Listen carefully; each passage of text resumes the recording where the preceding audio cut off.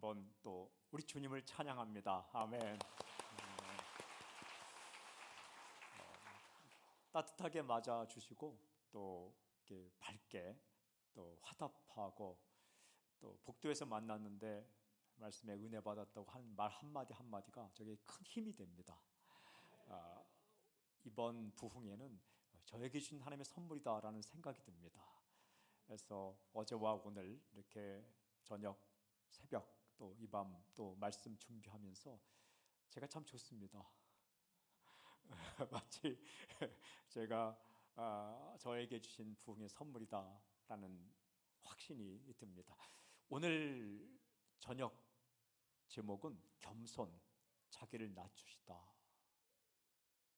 교회만이 할 수 있는 겁니다. 성도만이 세상에서 할 수 있는 거예요. 아름다운 거예요. 빛나는 겁니다. 그런데 아름다운 것을 지키는 것은 좋은데 어려워요. 그렇죠? 그 아주 진짜를 지키며 잃지 않고 사는 것은 참 좋은데 쉽지가 않습니다. 왜 쉽지 않는가? 공격하는 세력이 있기 때문에 그렇습니다. 교회가 교회다워지면, 성도가 성도다워지면 이게 죽기보다 싫은 존재가 사탄, 영적 대적들이 있어서 어떻게든 세상을 닮아가도록, 어떻게든 그 길을 가지 않도록 마치 십자가의 길을 걸어가는 예수님 주변에서 맴돌며 십자가를 지지 못하도록 방해했던 그런 세력들이 있었던 것처럼, 교회가 교회의 길을 가려고 할 때, 성도가 성도의 길을 가려고 할 때 막아서고 반대하는 세력이 있기 때문에 쉽지 않아요. 그리고 우리의 욕심 때문에 쉽지 않아요. 하지만 그 길을 담대하게 주님 가신 그 길을 우리도 따라갈 때는요, 그 영광이 있어요. 열매가 있습니다. 빛이 있습니다. 우리가 오늘 다시 한번 말씀을 들을 때 저와 여러분 모두가 주님께서 걸어가신 길, 교회가 가야 할 길, 그리고 성도가 가야 할 길, 이 겸손의 길에 대한 메시지를 듣고 가기를 결단하고 엎드릴 때에 우리의 인생이 더욱더 빛나는 놀라운 역사가 있을 줄 믿습니다. 오늘 이 말씀은 아주 딱 한 절이에요. 나귀 새끼를 예수께로 끌고 와서 자기들의 겉옷을 그 위에 얹어 놓음에 예수께서 타시니, 아주 간단한 겁니다. 예수님께서 나귀 새끼를 타셨다. 역사상 일어났던 일이에요. 예수님께서 나귀 새끼를 타셨다. 굉장히 중요한 사건이기 때문에 마태, 마가, 누가, 요한복음에 다 나옵니다. 이 마태복음, 마가복음, 누가복음, 요한복음, 이 사복음서에 다 나오는 것은 굉장히 중요한 사건들이에요. 그 중에 하나가 오병이의 기적 같은 것들이에요. 그런데 여러분, 이 사건이 마태복음 21장 7절, 누가복음 19장 35절, 요한복음 12장 14절, 오늘 우리가 읽은 마가복음 11장 7절에 사복음서에 나옵니다. 다 읽지 않겠지만 우리가 마가복음을 읽었어요. 동일한 말씀입니다.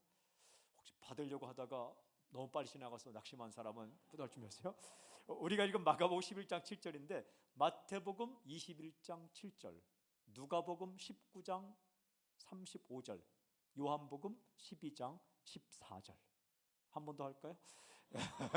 마태복음 21장 7절, 누가복음 19장 35절, 요한복음 12장 14절, 그리고 오늘 읽은 마가복음 11장 7절입니다.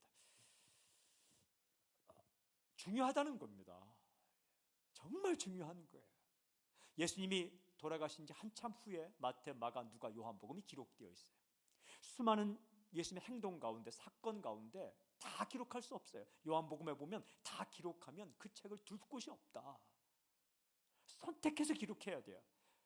마태와 마가와 누가와 요한이 선택해서 예수님의 행동을 기록할 때에 이 행동을 빼먹지 않고 기록했다는 거예요.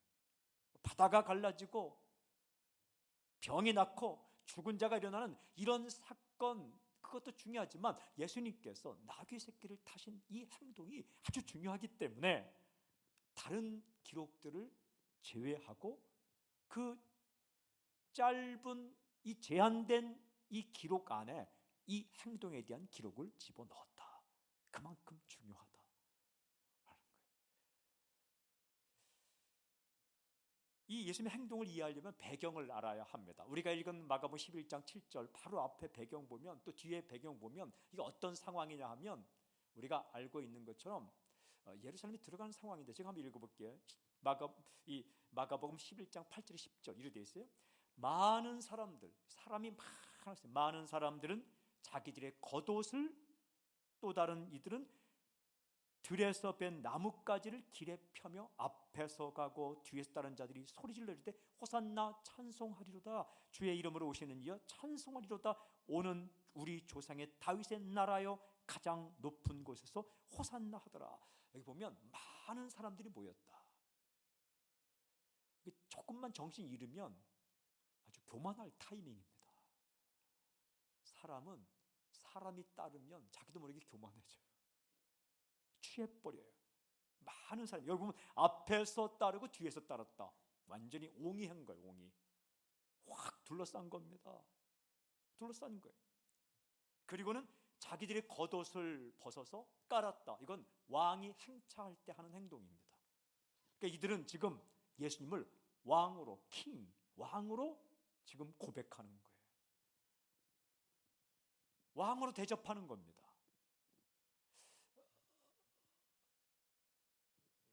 좋은 겁니다. 나쁘진 않아요. 그리고 나뭇가지를 베어서 흔들었다. 이것은 역사적 배경이 있는데, 예수님 오시기 전 약 기원전 175년경에 예루살렘이 멸망합니다. 안티오코스 에피파네스는 이 예루살렘을 멸망시키고 난 뒤에 성전에다가 그 더러운 것들을 막 갖다 뿌립니다. 유대인들이 정말 마음이 상했어요. 그런데 그 이후에 한 10몇 년이 지난 기원전 164년에 마카비우스 형제가 사람들을 동원해서 예루살렘을 탈환합니다. 독립운동 성공해서 예루살렘을 회복합니다. 이때 이 마카비우스, 이 민족의 영웅이 예루살렘으로 들어올 때 백성들이 어떻게 했는가? 종려나무는 팜추리, 손바닥처럼 생겼습니다. 그 나뭇가지를 깔아서 바닥에 꺾어서 바닥에 깔고 그것을 흔들면서 이 해방자, 구원자, 이스라엘 백성을 해방시키고 이스라엘 백성을 구원한 이 마카비우스 형제를 웰컴, 환영했습니다. 퍼레이드를 벌인 거예요. 마치 로마 군병이 적진에가 싸우고 들어올 때에 개선문에서부터 캐피톨 신전까지 퍼레이드를 벌리는 것처럼 이들을 환영했습니다. 그때 흔든 가지가 종려나무 가지입니다. 승리와 기쁨과 해방과 구원, 그 행동을 지금 사람들이 하고 있는 거예요. 무슨 뜻입니까? 예수님을 구원자로 영접하고 있는 거예요. 메시아로. 당신은 왕입니다. 옷 깔고. 당신은 우리의 구원자입니다. 종려가지 깔고 흔들고. 그래서 외친 소리가 뭐예요? 호산나. 호산나라는 것은 지금 우리를 구원하소서. 호세아, 여수와 예수 다 똑같은 뜻인데 구원을 의미해요. 호세아, 여수와 예수 다 똑같은 건데 구원. 호산나, 지금 구원하소서. 우리를 구원하소서. 이게 구원자를 향하여 외치는 거예요. 당신은 우리를 구할 수 있는 해방자입니다. 구원자입니다. 메시아이십니다. 우리를 구원해 주십시오. 호산나, 그 의미예요. 이건 찬양한다는 의미, 직접적 의미가 아니라 호산나, 우리를 구원하소서. 굉장히 중요한 외침이에요. 메시아를 향해서 구원자를 어떻게 고백하고 있는 거예요? 당신은 왕이십니다. 당신은 구원자이십니다. 당신은 메시아이십니다. 굉장히 중요한 순간. 그러면서 이렇게 말하죠. 주의 이름으로 오시는 이여, 주의 이름으로 오시는 이여. 당신은 하나님이십니다. 당신 주님이십니다. 주님이라는 이름으로 오시는 이여. 여기 또 이렇게 돼 있죠. 가장 높은 곳에서 호산나. 그리고 다윗의 나라여. 다윗의 나라는 구원자를 말하는 겁니다. 다윗의 뿌리에서 그 다윗의 나라를 회복시킬 그런 진정한 구원자로 오시는. 여러분, 이 정도 되면 무엇을 타야 됩니까? 말을 타야 되는 거예요. 백마를 타야 되는, 백마. 그 당시의 역사적 기록을 보면 로마 군병이 승리했을 때는 백마를 타고 입성합니다. 장군이 맨 앞에서 말을 타고 가면 그 뒤에는 향을 피우는 사람들이 있어요. 향. 그리고 그 뒤에는 군병들이 따릅니다. 그 옆에는 백성들이 있습니다. 백마를 타고 입성해야 되는 거예요. 그런데 오늘 보면은 이게 나귀 새끼를 탔다. 새끼 나귀가 맞는지 나귀 새끼가 맞는지 성경에 나귀 새끼니까 하여튼 그 나귀 새끼를 탔다. 어린 나귀 새끼를 탔다. 여러분 나귀 무시하지 마십시오. 이 동양에서 나귀는 굉장히 소중한 동물입니다. 말과에 속하는 거예요. 말과에 속하는데 나귀는 굉장히 튼튼합니다. 병도 안 걸리고 그리고 다리가 튼튼하기 때문에 수송용, 사람도 태워 나르고 그 다음에 물건도 나르는데 사용된 이 동물이 나귀입니다. 말과 나귀 사이에 태어난 게 노새이죠. 그런데 하지만 장군은 말을 타는 거예요. 말을 타야 폼이 나는 거예요. 왕, 메시아에 걸맞는 그 모습은 말 타고 등장하는 거예요. 근데 예수님께서 그 말을 안 타고 그 권리를 포기하고 당연한 권리를 포기하고 나귀 새끼를 타셨다. 왕과 나귀 새끼 이게 매칭이 안 돼요. 여러분 세상 사람이 볼 때 잘 매칭이 안 되는 삶을 살아가는 사람들이 크리스천인 거예요. 저 타이밍이면 저 자리에 있어야 되는데 극구 그 자리를 부인하고 선교사 간다. 그런 거예요. 저 자리에 있으면 호령하고 명령해야 되는데 아니 저 자리에 있으면서 섬긴다. 그게 매칭이 안 되는 거예요. 학교에 교장 선생님 그러면 다 준비되어 있으면 쫙 세단 타고 등장해야 되는데 교장 선생님 먼저 나와서 화장 청소한다. 매칭이 안 되잖아요. 그게 교회라는 거예요. 그게 크리스천의 삶이라는 거예요. 왕, 말 하면 매칭이 돼요. 욕하지 않아요. 상식적인 거예요. 도덕적인 거예요. 죄 짓는 거 아니에요. 여러분 우리가 죄 안 짓고 사는 거 중요해요. 하지만 그것만 하면 그냥 도덕적 인간이에요. 거기서 더 나가서 왕, 말 해도 세상에 욕받지 않는데 왕, 나귀 새끼 스스로 낮추신 거예요. 그래서 나귀 새끼를 탔을 때 여기 감동이 있는 거예요. 감동. 사람들은 궁금해하는 거예요. 왜 저렇게 하지? 저렇게 할 수 있는 이유가 무엇이지? 마태는 이 마가복음을 기록한 마가도 역시 그렇지만 특별히 마태복음을 기록한 마태는 구약 성경을 인용을 많이 해요. 마태복음 보면 구약 성경을 다 인용하는데 도대체 이 이유가 무엇일까 고민하다가 마태복음에 드디어 해답을 찾아요. 마태복음에 보면 이렇게 기록해. 그는 겸손하여서 마태복음 21장 7절에 그는 겸손하여서. 왜 예수님은 왜 왕이시면서 나귀 새끼를 탔을까? 그는 겸손하여서 나귀 새끼를 탔다. 나귀와 나귀 새끼를 끌고 와서 자기들의 겉옷을 그 위에 얹음에 예수께서 그 위에 타시니 7절, 그 다음에 8절, 9절, 10절 보면 그는 겸손하여서 구약성의 스가랴 9장 9절을 인용하면서 이렇게 나귀 새끼를 탔다. 겸손하여서. 이게 왕과 나귀 새끼를 매칭이 안 된 걸 이어주는 이유는 딱 한 가지예요. 겸손이란 겸손. 어떻게 저런 위치에 있는 사람이 저 자리까지 내려가 섬길 수 있지? 그는 겸손하여서. 어떻게 저렇게 호령할 수 있는 위치에서 저 섬김의 자리까지 갈 수 있지? 그는 겸손하여서. 예수님의 삶인 거죠. 여러분, 근데 이 말씀을 잘 읽어보면 예수님이 이 마귀 새끼를 탔다는 이것이 도대체 무엇을 의미할까? 진짜 왕이라는 게 진짜 왕. 스가랴 9장 9절에 보면 너희에게 메시아가 임할 때에 한 가지를 봐라. 그건 뭐냐 하면 왕으로 임하는데 그는 겸손하여서 나귀 새끼를 탈 것이다. 왕인데 교만한 왕으로 오는 자는 메시아가 아니다. 하지만 왕인데, 왕과 메시아로 오는데 아주 겸손하여서 나귀 새끼를 타고 임하는 자가 있는데 그를 주목하여 보라. 그가 진짜 메시아다. 이 예언이 스가랴 9장 9절이에요. 그 예언을 따라 예수님께서 왕이지만 나귀 새끼를 탔다. 이것은 그분이 진정한 왕 중의 왕이다. 진짜 메시아다라는 거예요. 교회는 언제 진짜 교회가 되는가? 이 행동을 닮아갈 때 진짜 교회가 되는 거예요. 크리스찬은 언제 진짜 크리스찬으로 이게 빛이 날까? 예수님 이 삶을 따라 겸손해질 때에 진정한 크리스찬의 빛이 나는 거예요. 아빠의 자리도 호령하는 자리 아니에요. 섬기고 더 낮아지고, 엄마도 마찬가지예요. 목회자도 그렇더라고요.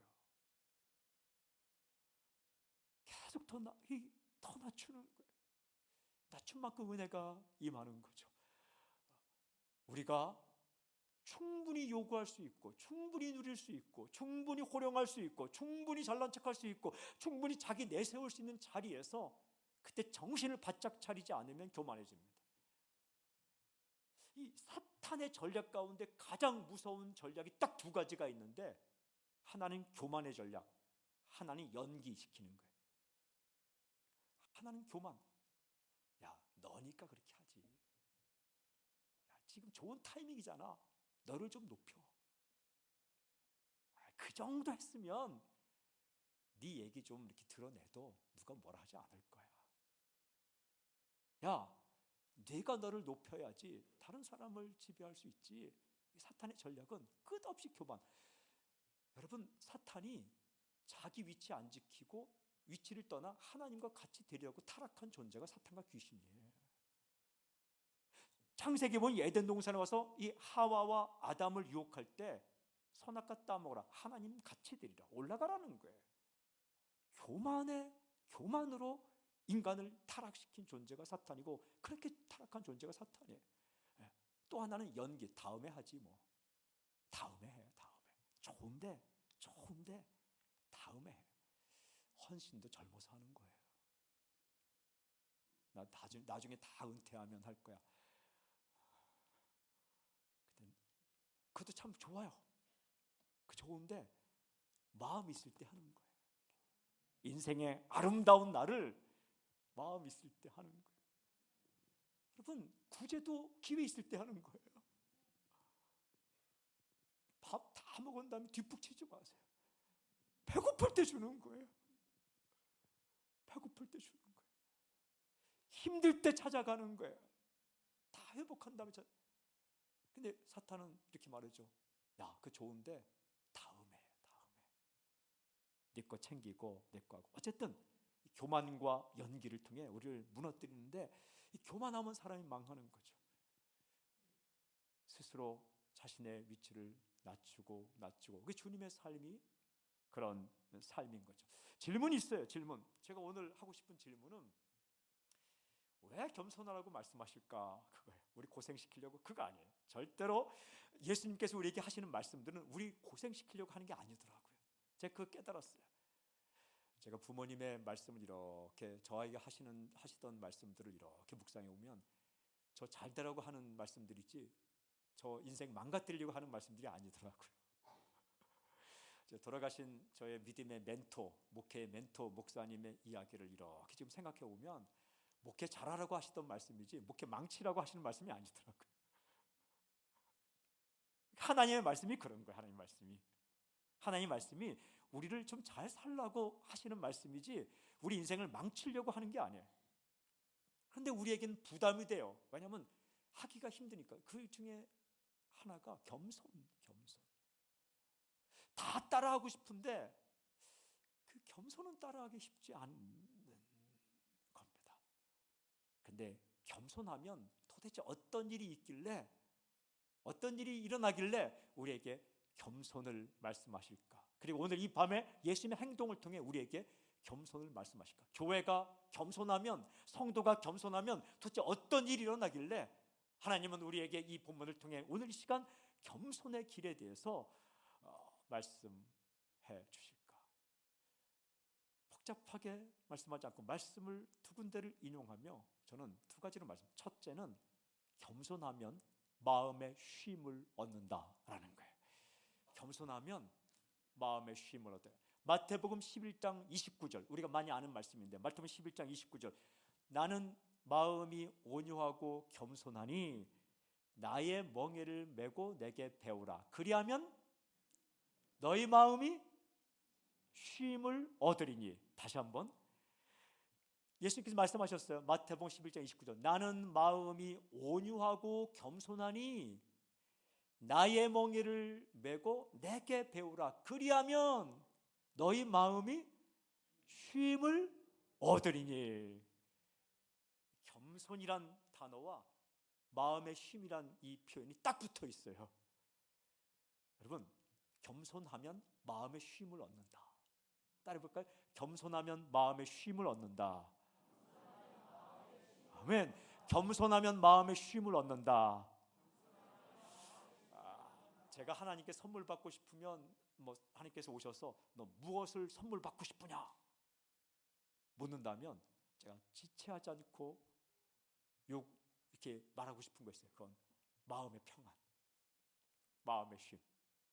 엄청난 일 그거보다도 마음의 쉼. 여러분, 마음이 쉼을 얻는 것만큼 좋은 선물 없어요. 좋은 자리에 있어도 마음에 쉼이 없는 사람이 있어요. 늘 불안하고 힘들고 짜증나고. 하지만 이 마음의 천국이 임해서 마음이 쉬는 거예요. 열심히 일하는데 마음은 정말 쉬고 있는 거예요. 평안하고 기쁘고.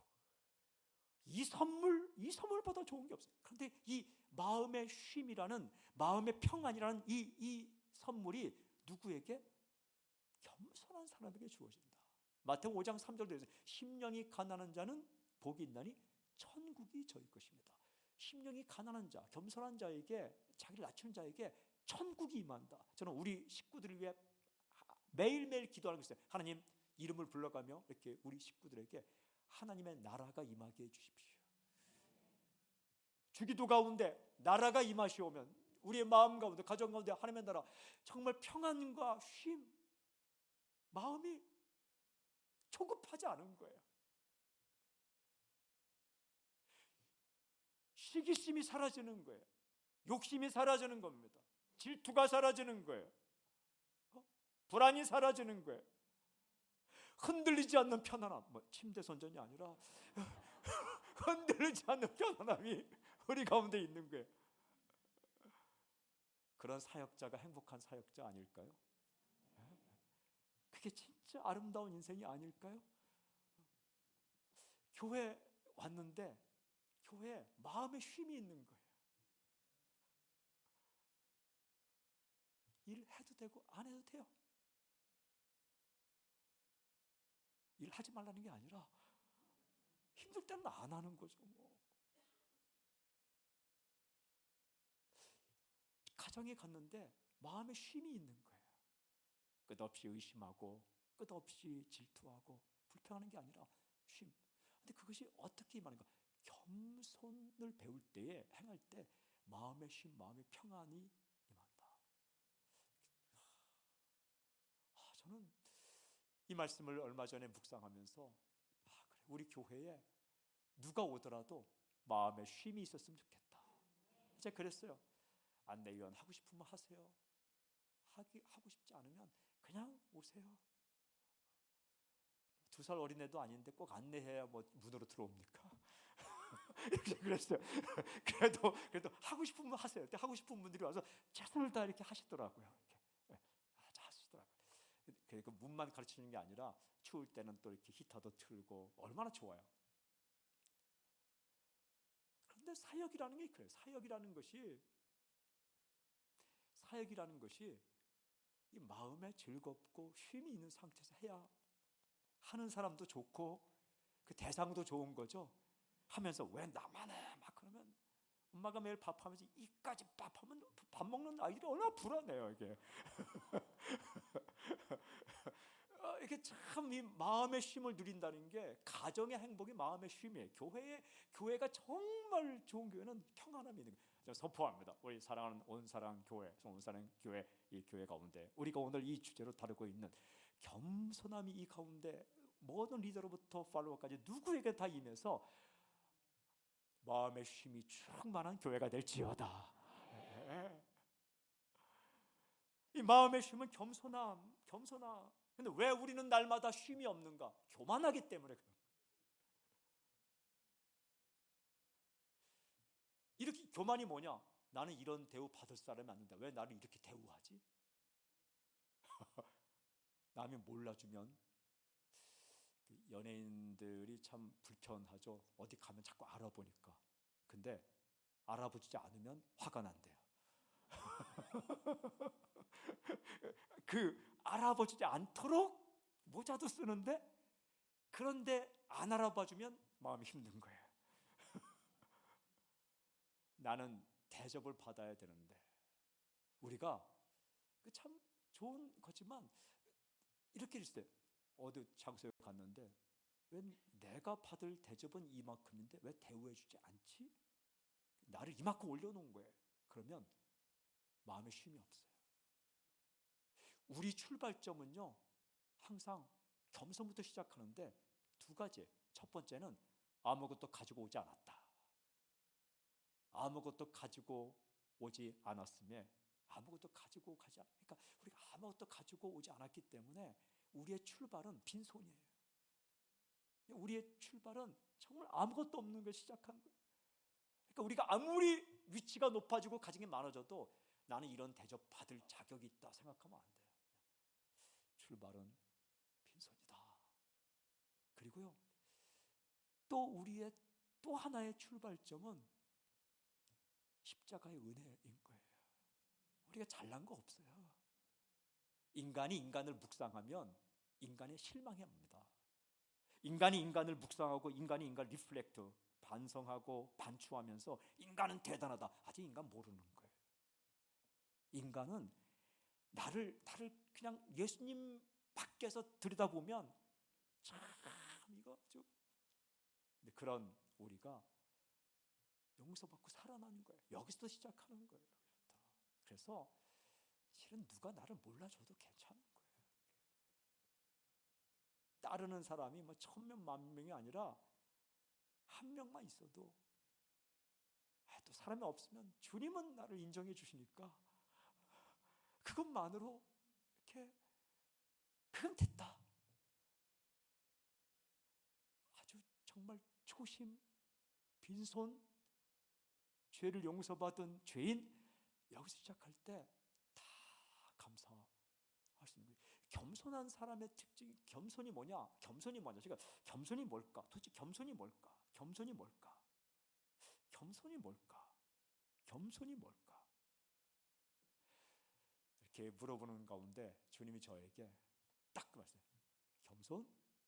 나의 결정을 받아들이는 것. 딱 주님 말씀하시더라고요. 그러니까 너에 대한 내 결정을 받아들이는 것.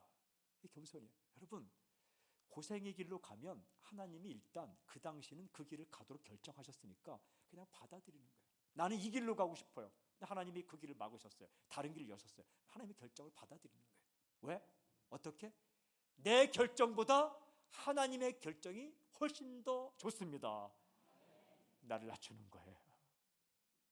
이사야서 55장 8절 9절 보면 하나님의 여호와의 생각은 너의 생각보다 높다. 쉽게 말하면 하나님이 당신보다 고수라는 거예요. 고수. 우리는 하수. 불평하는 건 뭐예요? 하나님의 결정 틀렸습니다. 왜 이 타이밍에 내가 아파야 합니까? 뭐예요? 하나님 결정 잘못했습니다. 이런 거잖아요. 그건 자기가 더 고수라는 거예요.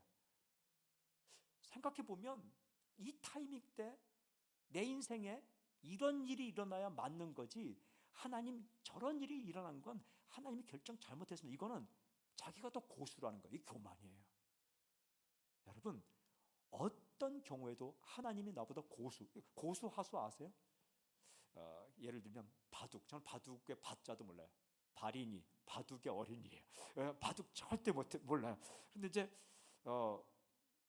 어릴 때 이제 바둑을 좀 두면 아주 초보가 그 신날 때가 뭐냐, 아다리 할 때, 아다리 뭐냐, 그 쉽게 얘기하면 검은 돌 3개가 이렇게 있고 그 사이에 흰 돌이 하나 있으면 검은 돌 3개가 둘러싸고 하나만 딱 놓으면 흰 돌을 딱 먹을 수 있을 때 외치는 말이 아다리예요. 내가 이제 너를 먹을 테니까 하여튼 피하든지 굴복하든지 네가 정신 안 차리면 네 돌을 가져간다. 아다리. 초보는 그것밖에 못 봐요. 그게 일수라, 일수. 첫 번째 수. 이렇게 착수하는 거, 착수. 이렇게 착수가 그거예요. 첫 번째 딱 이제 놓는 거, 딱. 처음 놓는 돌. 한 번 딱, 그러니까 한 치 한번 보는 거예요. 아다리, 기세 등등. 고수는 씩 웃습니다. 뭐냐면 네가 여기다 1번 돌을 놓으면 나는 2번 돌을 여기다 놓을 거야. 그러면 너는 3번 돌을 여기다 놓겠지? 나는 4번 돌을 여기다 놓을 거야. 그럼 5번 돌을 너는 여기다 놓겠지? 나는 6번, 6번째 돌을 여기다 놓을 거야.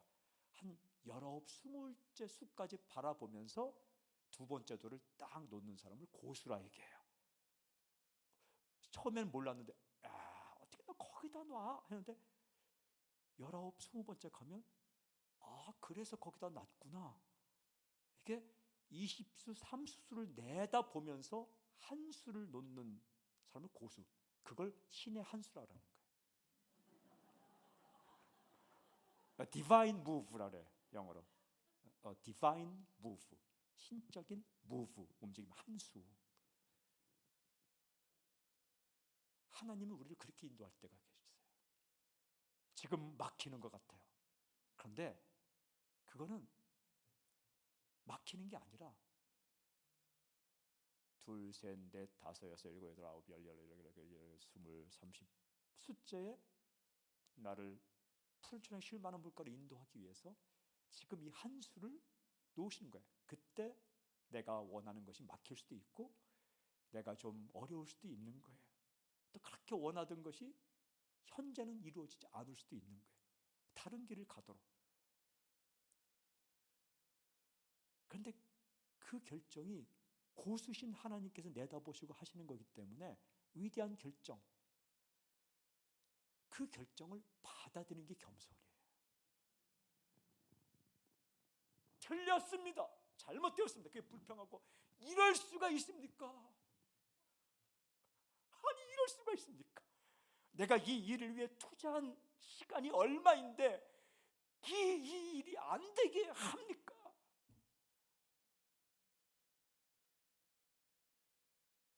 하나님 실수하셨습니다. 이 말은 뭐냐면 하나님의 결정을 받아들일 수 없다는 거예요. 여러분, 요셉이 잘한 게 뭔지 아십니까? 요셉은 하나님의 결정을 받아들였어요. 형들의 미움을 받고 팔려가고 보디발의 집에서 자리고 있는데 이 보디발의 아내가 요셉을 유혹하잖아요. 보디발의 아내도 화가 났을 거예요. 왜냐하면 보디발이란 그 이게 대장의 사모님이잖아요. 사모님이 잘해주겠다는데 이 애굽 그 가나안에서 온 이 그 아무것도 없는 이 종 같은 청년이 자기의 호의를 막 거부할 때 얼마나 자존심이 상했을 거 아니야, 그죠? 안 그런가요?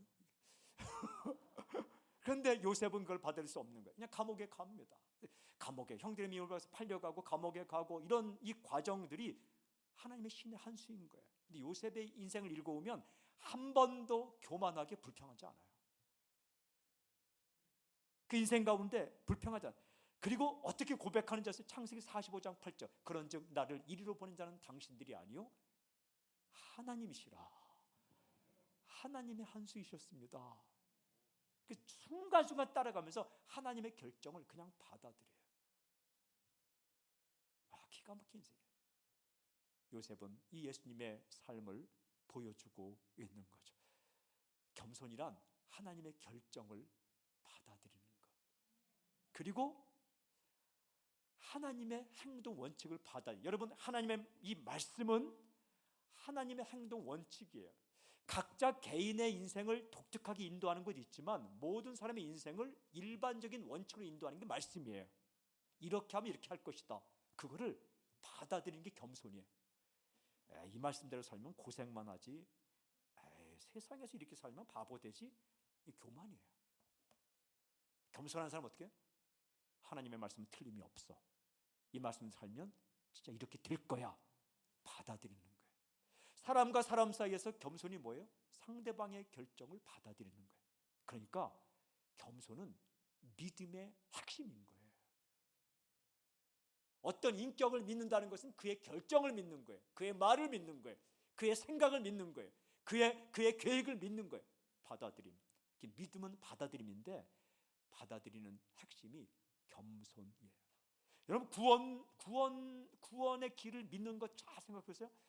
예수님께서 십자가에 달리셨고 그 예수를 믿으면 십자가의 피가 당신의 죄를 용서할 것이다. 어떻게 그런 일이 있겠어? 내 생각에는, 이 교만이에요. 적어도 내 생각에는 그 길이 아니라 착하게 살아야 구원받는 거지. 어떻게 십자가에 달린 예수님을 믿는다고 십자가의 피가 내 죄를 용서하겠어? 이 교만이에요. 그게 아니라 하나님의 결정, 하나님의 계획, 하나님의 약속을 딱 받아들이는 겸손, 그게 믿음이에요. 매일매일 살아갈 때에도 이 말씀 속에 나타난 이 삶의 원칙들을 아멘 받아들이고 나아가는 거, 겸손. 그럴 때 첫 번째가 뭐냐면 마음의 쉼이. 이렇게 여러분, 자기 막 내세우지 않고 그냥 조금 낮아지고 좀 내 것 좀 포기하고 할 때요, 얼마나 마음에 쉼이 있는지 몰라요.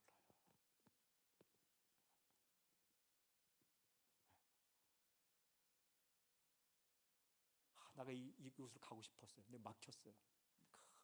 하나님 결정 틀렸습니다. 그럼 마음이 막 동요돼요. 하지만 이 길은 내 길이 아닌가 봐. 또 한마디 해야 돼요. 하나님 다른 길을 열어두셨겠지. 하나님 다른 길, 어떤 길이에요? 막혔을 때, 길이 막혔어요. 이 길을 막다니 하나님 실수. 그게 아니라 하나님 마음이 아프지만 하나님이 이 길을 저에게 허락하지 않으셨군요. 다음에 기회 되면 한번 허락해 주시고요. 아니면 다른 길 열어놓으셨겠죠. 하나님, 저 그거 볼 수 있는 눈을 주세요. 그리고 그냥 담대하게 열린 길 가는 거예요. 그거 아십니까? 하나님은 한 길을 막으면 새로운 다른 길을 반드시 열어주십니다. 모든 길이 막히면 이제 천국 가는 거예요. 천국 길이 열려요. 그때는 천국 가는 길이 열려요. 그런데 이 땅에 사는 동안은 반드시 열린 길이 있어요. 모든 문을 닫지 않아요. 하나님의 결정을 받아들인 겸손, 이 사람에게 쉼이 있어요. 쉼이. 얼마나 당당합니까? 그 길 많이 길어요. 그건 다른 사람이 또 하면 되는 거예요. 마음의 쉼이. 그래서 인생은 다 똑같지 않아요. 이 교회도 교회는 예수님의 교회인데 그 교회마다 특징이 있어요. 그 지역, 로컬 있는 위치와 살아온 역사와 모인 회중의 구성원에 따라서 이 교회의 독특한 문화와 사역의 특징이 있는 거예요. 하나님의 이것도 교회도 막 몇 사람의 그 생각대로 막 이끌어가려고 하면 굉장히 피곤해요. 따라가면 편해요. 이렇게 성령께서 뭉클뭉클 이렇게. 제가 어제부터 이렇게 부흥회하면서 저도 하여튼 하나님의 역사를 따라가려고 하는데 온사랑교회 성도님들이 그 얼마나 이렇게 은혜가 있는지 모르겠어요. 우리 교회 성도님하고 비슷해요. 어쨌든 겸손은 하나님의 결정을 받아들이는 거예요. 그 결정이 더 낫다. 할렐루야. 거기서 나오는 게 감사예요. 거기서 나오는 게 다시 시작하는 거예요. 거기서 나오는 게 포기하지 않는 인내가 거기서 나와요. 인내는 꾹꾹 참는 게 아니라 하나님이 열어놓은 다음 길로 나가는 거예요. 끝까지 노를 저어 나가는 거죠. 중간에 포기하지 않고 하나님이 열어놓으신 길로 끝까지 노를 저어가는 것. 이 겸손해서 정말 하나님의 수가 더 높을까요? 예. 인간의 수와 하나님의 수는 차원이 달라요. 그게 정직한 길을 가라. 그 길 끝에 축복이 있는 거예요. 그래서 바른 길이 빠른 길이에요. 네. 바른 길이 숏컷, 지름길이에요. 바른 길로 가는 게 나중에 보면 시간 낭비하지 않고 진짜 빨리 가는 길. 잘못된 길로 가면 한참 돌아가야 돼요. 이게. 하나님 말씀 앞에 하나님 말씀의 결정을 받아들이고 구원 문제도 하나님 약속을 받아들이는 거예요. 어떻게 믿기만 한다고? 완전 약속하셨어요. 근데 가만히 생각하면 인간을 구원할 수 있는 방법은 그것밖에 없어요. 인간에게 뭐 지식을 시험보면 얼마나 많이 알아야 될까요? 이 공로를 얘기하자면 얼마나 살아야 될까요? 그거 아십니까? 당신이 지은 죄와 당신이 쌓은 선을 대차대조표를 이렇게 만들어서 계산서 내면 당신이 지은 죄가 훨씬 많습니다. 인간은요 선을 행하면서 죄를 짓거든요. 먹을 거 나눠주면서 야, 넌 일도 안 하냐? 이렇게 일도 마음으로 나눠줘. 먹을 거 이렇게 나눠주는데 한 명이 막 욕심 부리면 야, 욕심꾸러기. 사람이 지은 죄와 우리가 쌓은 선을 대차대조표 많이 딱 비교해 보면요, 비교할 수 없어요. 항상 마이너스 인생이에요. 이런 인간에게 구원의 길을 제시할 때 십자가의 피밖에 없는 거예요. 십자가의 피를 믿으면, 예수님을 믿으면 구원받는다는 건 말이 안 되는 게 아니라 진짜 말이 되는 거예요. 전도할 때 그걸 받아들이는 거, 겸손. 그러면 이 마음의 쉼이, 여러분 어떤 자리에 가 있어도 남이 몰라줘도 예수님은 알아주시니까 너무 이렇게 막 그 조급하고 분노하지 마세요. 천천히 가도 그냥 주님이 데려다 놓은 그 자리에 감사함이 있다 보면 마음이 얼마나 편한지 몰라요. 아멘. 겸손한 자에게 주시는 것이 마음의 쉼. 자녀들을 바라보면서 너무 높은 위치에 있지 마세요. 이것도 안 하고 이것도 안 하고 그냥 자녀가 이렇게 자기를 보고 엄마 부르는 한 가지에 고마워하세요. 이렇게 아줌마를 안 부르고 내가 엄마 거기서부터 시작하는 거예요. 두 번째는 복잡하지 않지만 겸손하게 되면 나타나는 게 그냥 쉽게 표현하면 높여주신다. 겸손하면 높여주신다. 그런데 이제 높게 된다는 게 뭘까? 높여진다는 게 뭘까? 좀 높아진다는 게 뭐 위치가 그게 아니죠. 그 진짜 힘이 드러난다. 빌립보서 2장 8절 9절 제가 천천히 읽을게요. 들으세요. 제가 빌립보서 2장 8절 9절 사람의 모양으로 나타나서 자기를 낮추시고, 예수님이 낮추시고 죽기까지 복종하셨으니 곧 십자가에 죽으심이라. 십자가까지 낮아졌다는 거예요. 그런데 이러므로 그래서 하나님이 그를 지극히 높여 모든 이름 위에 뛰어난 이름을 주사. 하나님, 예수님께서 자기를 낮추고 사람이 되셨고 십자가까지 낮아지셨는데, 그래서 하나님께서 예수님을 높여주셨는데 뛰어난 이름을 주셨다. 그 뛰어난 이름이 뭐예요? 구원자, 메시아. 질문 한 가지 있어요. 겸손한 예수님을 하나님이 높여주셨다. 그러면 예수님이 원래 뛰어난 이름이 아니었는데 겸손하니까 그제서 하나님이 뛰어난 이름을 주신 거예요? 아니에요. 예수님은 하나님이 아니었는데, 하나님의 아들이 아니었는데 예수님이 겸손하시니까 그를 하나님의 아들로 높여준 거예요? 아니에요.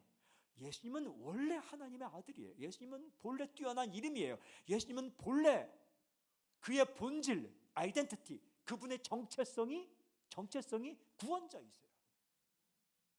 예수님은 본래 모습이 구원자예요. 본래 모습이 뛰어나신 분이에요. 본래 모습이 하나님이에요.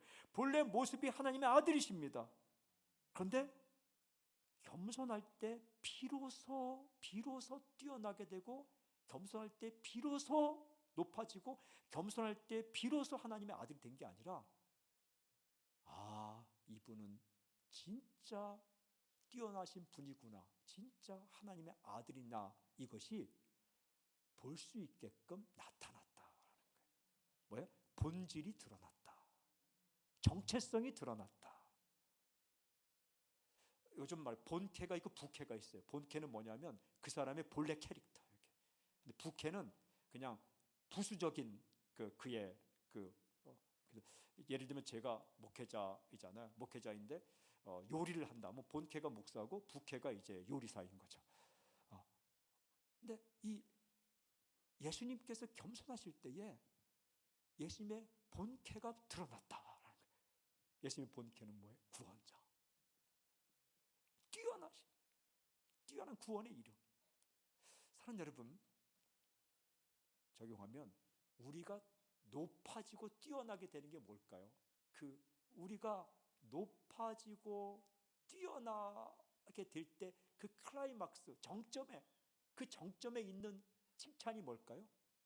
저는 교회는 교회답다. 이게 본캐가 드러나는 거예요. 겸손하게 될 때 하나님이 높여주시는데, 그 높여주신다는 게 뭐 그 큰 건물 이런 게 아니라 교회답다. 예수님께서 메시아다운 것이 사람들이 볼 수 있게끔 본질이 드러난 것처럼 교회다움이 드러난다. 젊은이가 왔어요. 그런데 교회 어르신들을 보니까 너무 겸손하신 거예요. 젊은이들이 이렇게 모여 있으면 야, 니들 저리로 가, 이게 아니라 좋은 자리 회의하는 거예요. 장소를 어디를 쓸까 했더니 제일 좋은 자리는 어린이들에게 줍시다. 우리는 그냥 서 있어도 돼요. 그럼 뭐 젊은이들이 그러면 서 있으세요 이렇게 안 하잖아요. 그게 자리를 내려놓는 거죠. 그러면 젊은 친구들이 무엇을 느낄까요? 야, 성도답다, 교회답다. 우리가 세상에 살 때에 정말 겸손하게 살면 우리가 뛰어나기 시작해. 엑설런트하게 되죠. 그게 뭐냐면 야, 제자답다, 성도답다. 노래 부르는 가수에게 최고의 칭찬이 뭘까요? 가수가 정말 최고의 위치에 올라가는 게 뭘까요? 가수답다. 최악은 뭘까요? 가수가 뭐 저래. 가수가 노래도 못하고 뭐 저래. 목회자에게는 목회자가 뭐 저래. 그런데 야, 진짜 목사네. 이게 뛰어남이에요. 탁월성. 그의 본질이 드러나는 거예요. 우리에게 성도의 위치, 이 소중한 위치는 이미 와 있어요. 예수님 때문에. 우리가 보통 존재가 아니라 생명이신 예수님이 우리 안에 와 있어요.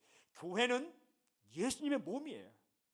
세상 어떤 조직도 어떤 단체도 교회와 비교 불가해요. 여긴 생명이 있고. 여러분, 근데 그 교회가 자신을 낮추고 주 앞에, 주님의 뜻 앞에 복종하고, 그러니까 모든 교회 행정 조직 그런 것도 주님의 뜻을 따라 해 나갈 때에, 겸손할 때에 교회답다. 새로운 사람도 교회다운 건, 예수님의 탁월성은 뭐냐? 뭔가 다르다. 세상에서 보던 분과 다르다. 세상은 왕이면 백마를 타야 되는데 왕이면서 나귀 새끼를 타니까 뭔가 다르다. 뭔가 다르다가 거룩이라 돼. 거룩은 구별되었다. 카도시. 거룩은 구별되는 거예요. 뭔가 다른데? 교회는 뭔가 다른데? 성도를 바라보며 회사에서 이렇게 있는데 크리스찬이 들어왔어요. 당연히 호령하고 당연히 사람들을 부려야 되는데 이분이 일찍 나와서 겸손하게 섬기네요. 그럼 넌 크리스찬 어떻게 생각할까요? 알고 보니까 예수님 믿어요. 정말 크리스찬다운데? 뭔가 다른데? 여러분, 이 칭찬 듣는 것이 존경인데 겸손함은 존경을 받아요. 선생다운데? 정치하시는 분들이 정말 백성을 위해 겸손하게 하면 정치인다운데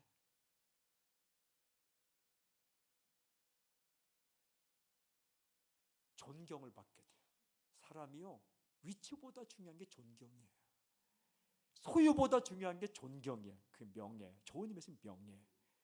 전도서에 보면 기름보다 이름이 낫다 나와요. 기름은 뭐냐면 외모 치장하는 거. 이름은 명예. 아름다운 인생이 주는 그분의 명예, honor, 명예. 그걸 얻는 게 좋다.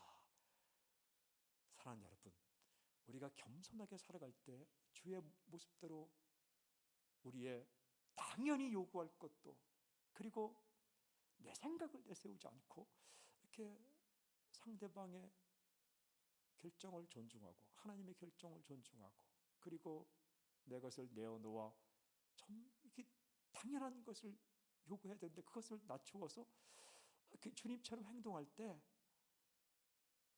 세상에 존경을 받게, 진짜 교회는 교회구나.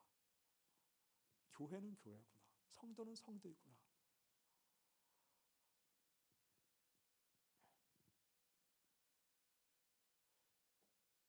부모를 향한 자녀의 칭찬 가운데 가장 좋은 칭찬이 뭐예요?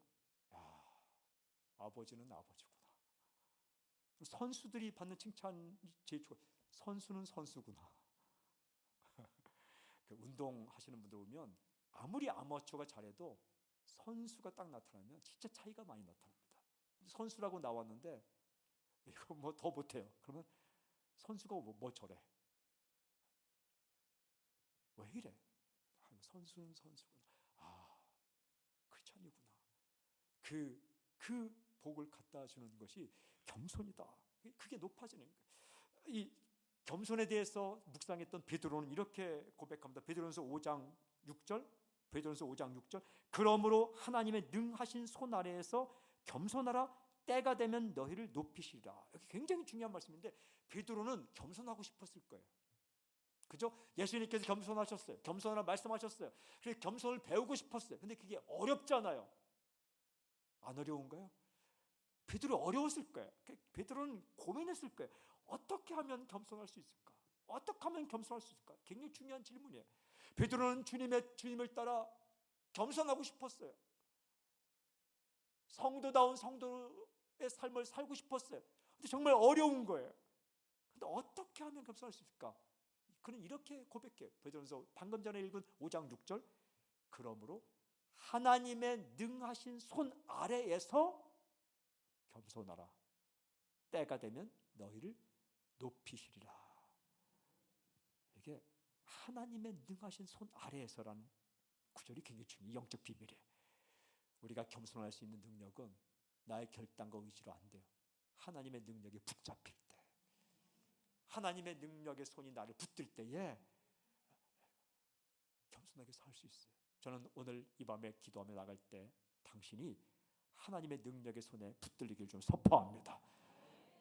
나는 죽었다 깨도 그렇게 하지 못할 거야. 아니에요. 하나님의 능력의 손이 우리를 붙들면 한국 교회, 모든 교회를 하나님의 능력의 손이 붙들길 바랍니다.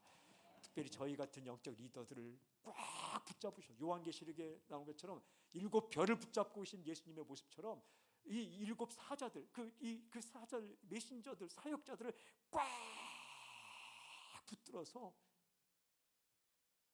교만하지 않도록, 하나님의 생각보다 인간적인 생각을 더 앞세우지 말도록. 이게 망하는 신학이잖아요. 이게 하나님 말씀하셨는데 우리 생각에는 교만한 생각이라는 거예요.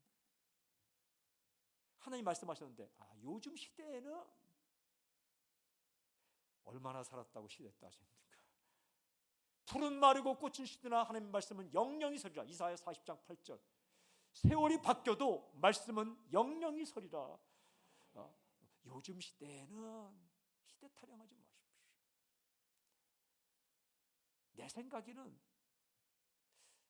생각하며 살되 하나님 말씀 앞에 내 생각을, 하나님 말씀을 받아들이고 나갈 때에 거기 진짜 교회다움. 여러분 말씀대로 이 땅의 마지막이 옵니다. 또 내 생각에는 언제쯤, 그 교만이에요. 아무도 모른다 그랬는데 이단이 딱 거기서 왜? 내 생각에는 한 2050년쯤 되지 않을까? 여기 2단으로 가는 거예요. 이제 1.5단으로 가서 2단으로 가는 거죠. 아무도 몰라요. 오늘 오실지 내일 오실지 그냥 우리는 성실하게 살 뿐이에요. 하지만 그렇다고 해서 이제까지 안 왔는데 마지막이 올까? 이것도 2단이에요.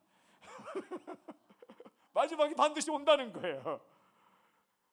주의 말씀을 딱 붙들고 마지막이 있다. 하지만 아무도 모른다. 어떻게 살 것인가?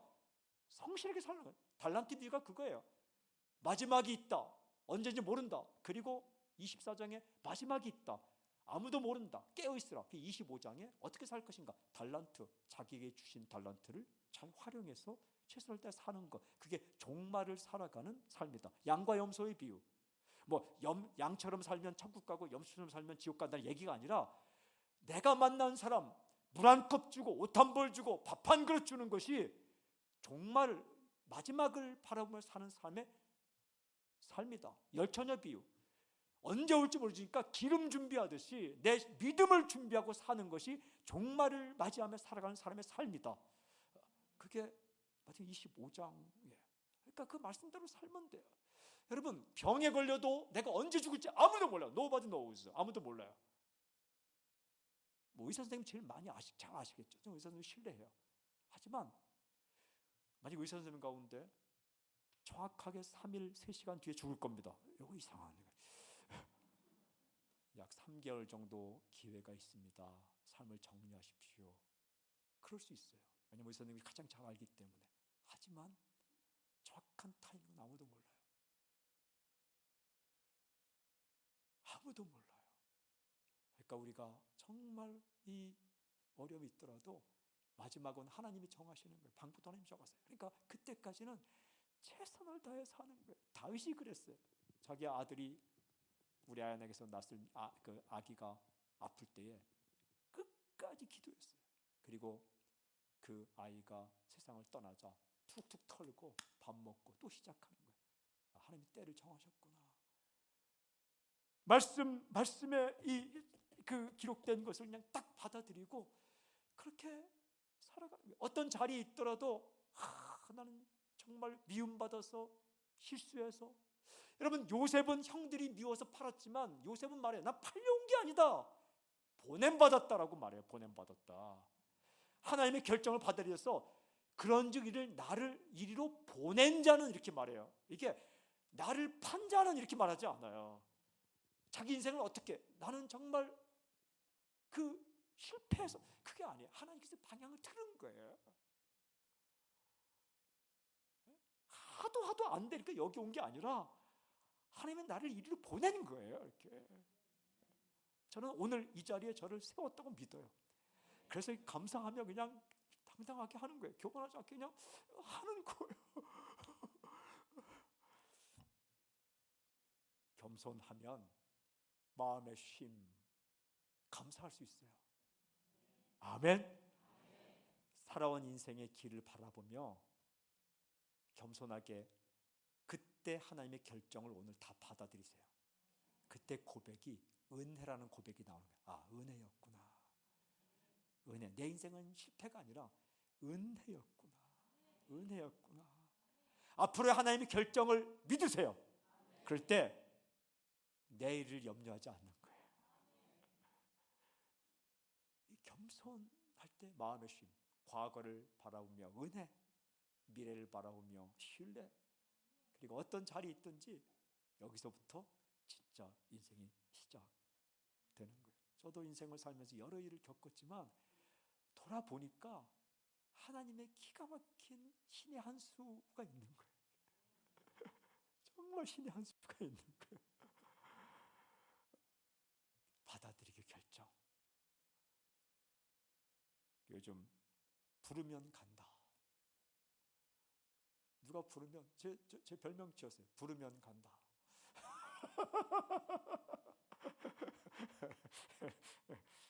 사랑하는 여러분, 겸손이 힘든 길이지만 주님 가신 길이기 때문에 좋은 길이고 우리가 하나님의 능력에 붙잡히면 우리도 그 길을 가게 될 것이며, 겸손할 때 교회의 교회됨이 드러날 것이며, 우리가 가장 값진 선물, 마음의 쉼이 주어질 거예요. 오늘 이 밤에 오신 분들 가운데 자신의 과거를 바라보며 하나님 왜 그랬을까라는 마음에 붙잡혀서 말은 하지 못하지만 마음에 어려움이 있는 사람이 있다면, 그래서 그랬구나 바뀌길 바랍니다.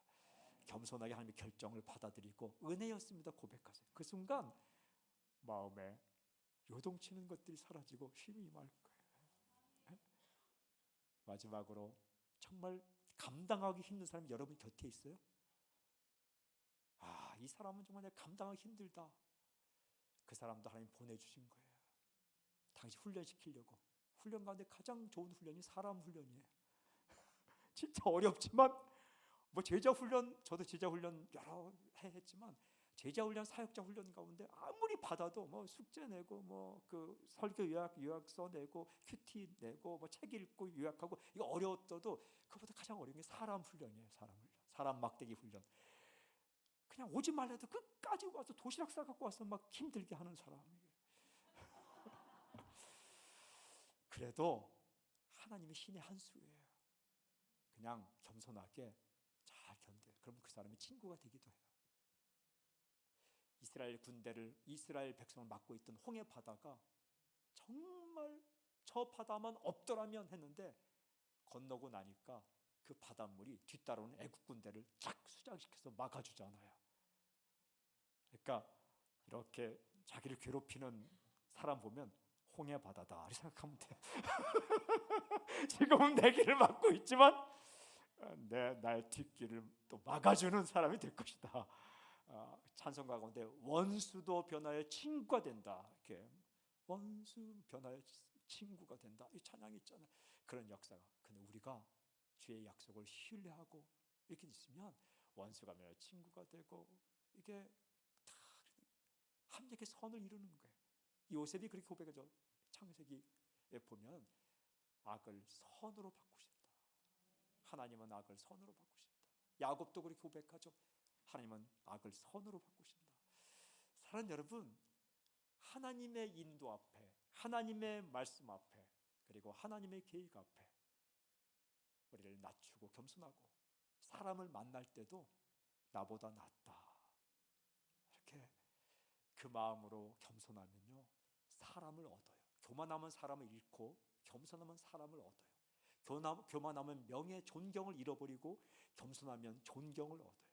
이게 아름다운 삶이에요. 교만하면 마음이 막 뒤틀어지고, 겸손하면 마음에 쉼이 생겨요.